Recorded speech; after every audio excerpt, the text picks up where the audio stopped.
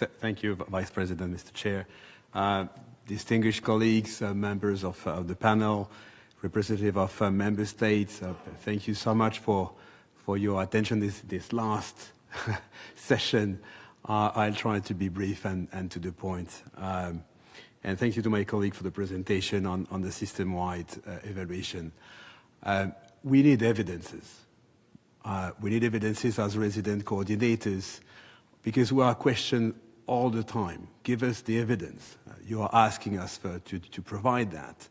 We are asked by civil society, by the media, by the government we served, by the private sector. We need evidences. We need analysis. And this is what those reports that have been asked to the Office of Evaluation to provide to us. And this is what we are discussing today.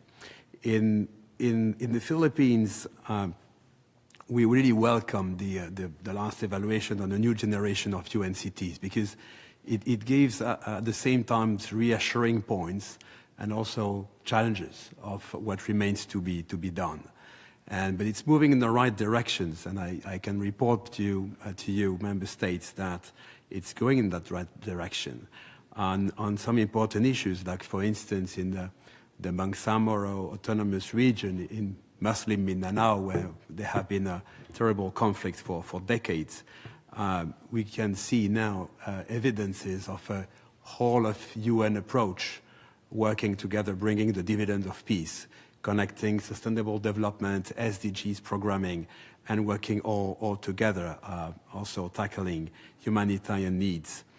And this whole of UN approach would have been very impossible before, linking humanitarian peace and development together.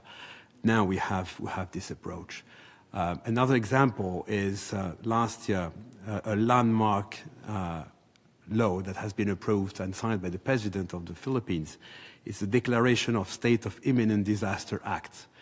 It's a landmark law that will adopt an anticipatory action lens.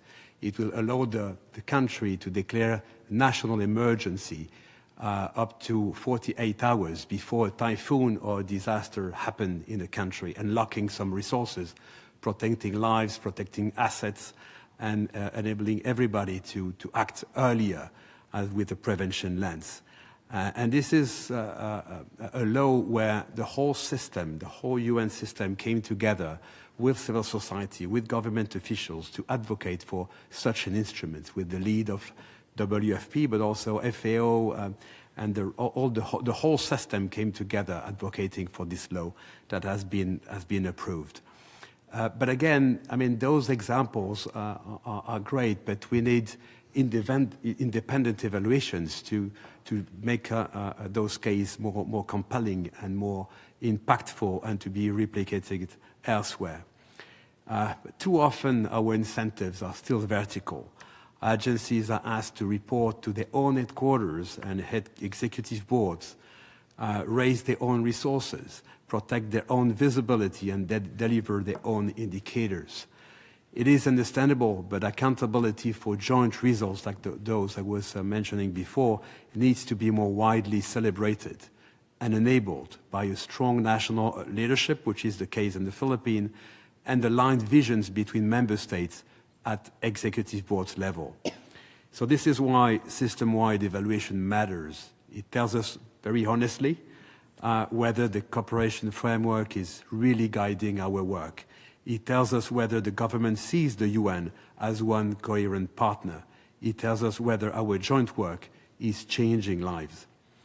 In the Philippines, we are trying to make this real in BARM, in disaster preparedness, in climate action, in SDG acceleration, and its support to the most vulnerable.